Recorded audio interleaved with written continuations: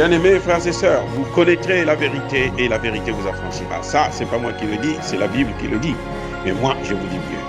Vous connaîtrez la vérité historique, notamment celle de vos ancêtres kémites, et vous aurez une vision globale de ce que c'est que la vraie souveraineté politique. J'ajoute, vous reviendrez à la spiritualité africaine ancestrale et vous comprendrez les enjeux de l'indépendance économique. Et pour terminer, vous accepterez votre identité culturelle kémite et vous obtiendrez deux choses.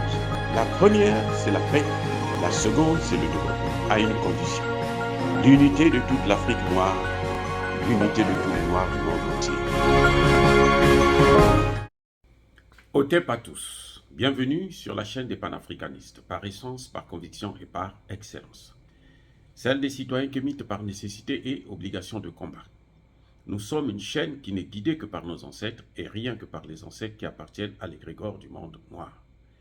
Par conséquent, nous ne croyons en aucun Dieu venu de l'étranger.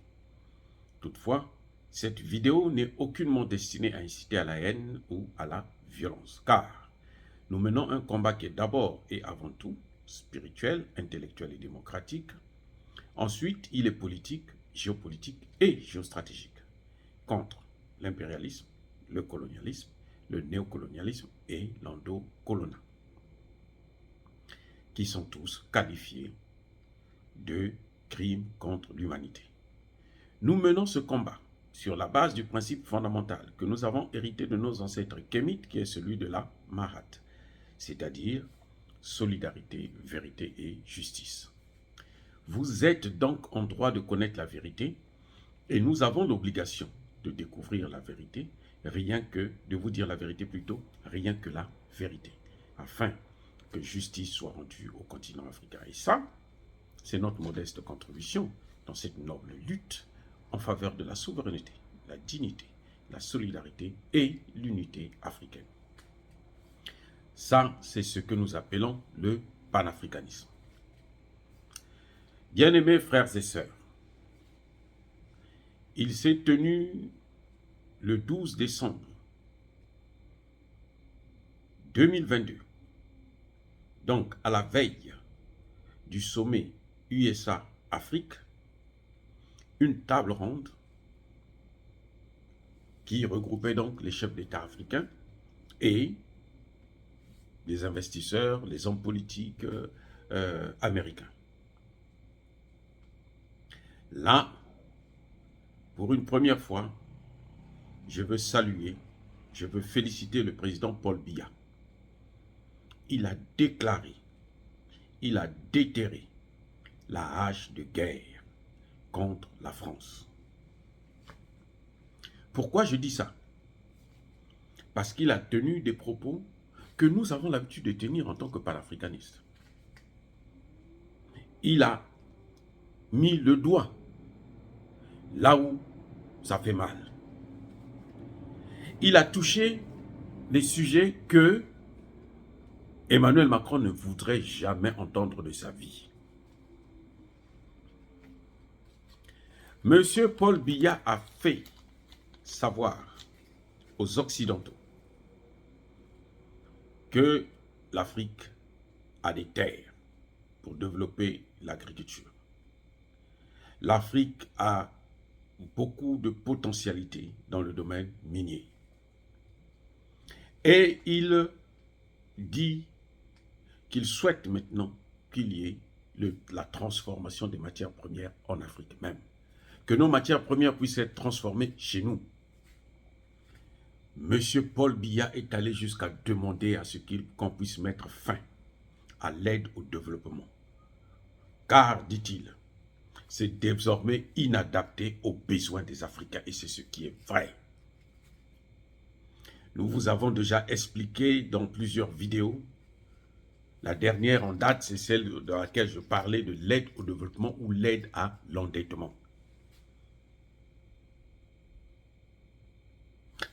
L'aide au développement n'existe pas. C'est un vain mot.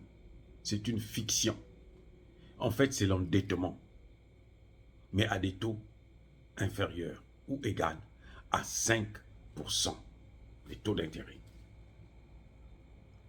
Donc, ce sont des prêts au développement, mais qui sont aussi suivis des conditionnalités. C'est ce que Paul Biya a démontré et a condamné. Il dit, on ne peut pas nous donner des conditionnalités. Ce que je veux vous dire, vous voyez, comme quand on part par exemple au FMI, tous les chefs d'État africains, là, quand ils sont au FMI, là, ils sont gonflés. Le Ghana vient de recevoir, je crois, 3 milliards de dollars. Mais c'est une dette.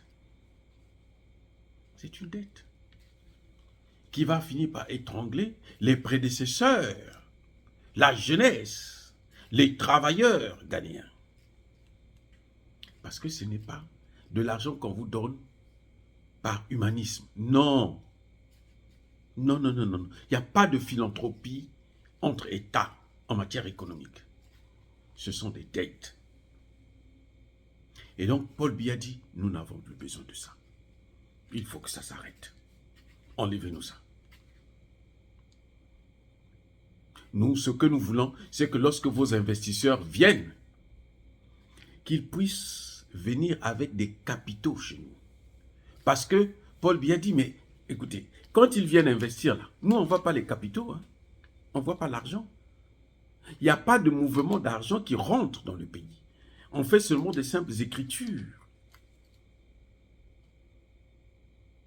Mais par contre, lorsque nous remboursons la dette, tous les capitaux vont pour rembourser la dette. Donc, notre richesse à nous, elle repart. Et surtout, il y a un autre problème que Paul Biya a soulevé. C'est que quand ils viennent investir, les grandes entreprises, là, quand elles viennent investir, mais elles nous demandent de gager nos matières premières. On met nos matières premières en gage, en hypothèque.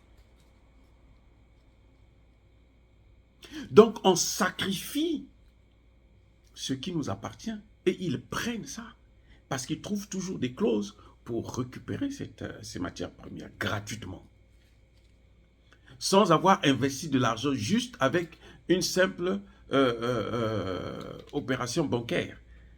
On signe un papier pour dire que bon, nous on vous doit tant, nous on vous donne tant, et puis c'est tout, ça s'arrête là. Mais on ne voit pas l'argent qui vient. Mais Paul Biya n'a pas manqué de toucher le problème le plus sensible pour les Français, pour Emmanuel Macron, celui de la monnaie, du franc CFA. Il n'a pas prononcé le franc CFA, mais il a tout simplement dit que nous n'existons pas dans le circuit monétaire qui circule dans le monde. Nous n'existons pas, puisque nous n'avons pas de monnaie. Et il demande maintenant que nous puissions avoir notre souveraineté monétaire. La souveraineté monétaire, ça veut dire que nous devons avoir notre propre monnaie à nous. Pourquoi il dit ça? Il explique. Parce que n'ayant pas une souveraineté monétaire, n'ayant pas une monnaie africaine à nous, c'est donc un frein au développement. Car vous le savez très bien que le franc CFA est un péage. C'est-à-dire que tout ce que vous voulez faire dans vos pays pour vous développer, il faut avoir l'autorisation de la France. Il faut payer de l'argent à la France. Puisque c'est elle qui prend nos devises. Elle garde nos devises. Quand nous voulons faire des achats, quand nous voulons développer un secteur donné, il faut l'aval de la France, sinon elle ne vous donne pas vos devises. Et elle fait un coup d'État. Ah oui, les gars, j'ai félicité le président Paul Biya.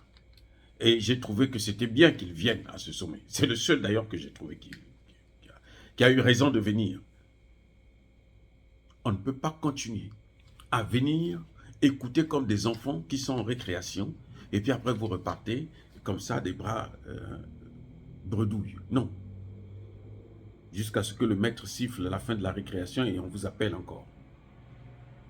C'est dommage parce que les pays africains ne se sont pas concertés. Ils auraient pu se concerter d'abord pour savoir qu'est-ce qu'ils vont tous dire, qu'est-ce qu'ils vont demander. Parce qu'en allant seul, eh ben, le président Gbagbo avait expliqué ça très clairement en disant que quand je suis parti en Chine, je vois je constate qu'on est en train de se moquer de moi parce que le président chinois, il est bien équipé, il a de l'argent, il a tout. Et donc moi, je me sens même pas, je me sens gêné d'être appelé président d'un État devant un président qui est aussi riche. Ça n'a pas de sens. Bref, le président Paul Biya a mis la main à parler des choses interdites. Et ce qui est intéressant, c'est qu'il facilite la tâche au président comme Assimi Goïta, comme Traoré, comme Touadéra, pour qu'ils puissent sortir de la zone franc. Si vous voulez vous développer là, Biya l'a dit, ici aux États-Unis, ici à Washington, si vous voulez vous développer, il ne faut pas garder cette monnaie. C'est un pilier de la France qui nous empêche d'avancer. C'est une monnaie nazie. Il n'a pas sorti ce mot, mais c'est ça que ça veut dire. Le franc CFA est un frein au développement. Et il plaide pour un marché commun africain. Il y a quoi de mieux? Qui dit mieux? Oh, j'espère que les présidents comme Sassou Nguesso, comme Obiangema devraient suivre le pas. Et j'espère que le président Paul Biya a donné une leçon aux experts africains, aux fameux intellectuels africains qui pensent qu'on n'a pas besoin de changer le franc CFA. Il y en a qui disent même qu'il ne faut même pas changer de nom. Même le nom là, ne changez pas, ce n'est pas nécessaire. Parce que nous avons, c'est notre monnaie, des intellectuels qui enseignent à l'université, qui disent des bêtises comme ça. Là. Ce sont des malades. Vraiment, en tout cas, j'ai beaucoup apprécié l'intervention du président Paul Biya à cette table ronde. Comment ils appelaient ça là? Milken Institute Invest Africa US. Qui s'est tenu, bien entendu, le 12 décembre, donc la veille même du sommet. Voyez, vous savez, entre 2004 et 2022, l'Afrique a reçu du monde entier. Hein? Du monde entier. Donc, tous ceux qui parlent là, du G20 et autres, là, qui parlent de l'aide au développement. 805 milliards de dollars. Pendant 18 ans, 805, c'est quoi? Dites-moi, c'est quoi? Pour 54 États, qu'est-ce que ça leur apporte? Mais rien. C'est de la poudre aux yeux, on se moque de nous. Et le président Paul Biya a raison de dire qu'il faut arrêter avec ça. On n'en a plus besoin. Nous, ce que nous voulons, c'est maintenant avoir accès au marché financier, au même taux d'intérêt que les autres. Ah là, il a haussé le temps. Ça a été formidable. Et il faut qu'on puisse avoir. Si Emmanuel Macron était là, il allait piquer une crise. Mais ça veut dire aussi, et je l'espère, que les ministres des Finances de la zone CEMAC vont maintenant s'engager vers la création d'une monnaie africaine commune. Parce que si nous voulons avoir un marché commun, ce que le président Paul Biya a dit, nous voulons avoir un marché commun africain. Il faut que ça puisse exister. Mais ce marché commun-là, il faut une monnaie. Vous n'allez pas créer un marché commun avec une monnaie des autres. En plus, une monnaie nazie, une monnaie qui vous empêche de vous développer. Dire cela, c'est inciter à la haine ou à la violence. Non. Yaba colère V. Yaba lembe. Oh, bien-aimés frères et sœurs, je persiste et je signe. Soyez bénis par le Dieu de Kémit, qu'il vous bénisse abondamment. Mais que tous ceux qui persécutent le continent africain, tous ceux qui nous persécutent, tous ceux qui nous pillent, tous ceux qui pillent nos matières premières, déstabilisent nos pays, qu'ils soient noirs ou qu'ils soient blancs, nous demandons à ce qu'ils puissent être foudroyés, neutralisés, écrasés, effacés, punis et maudits par le Dieu de Kémit et par nos ancêtres angélisés. J'ai dit et, comme d'habitude, j'assume.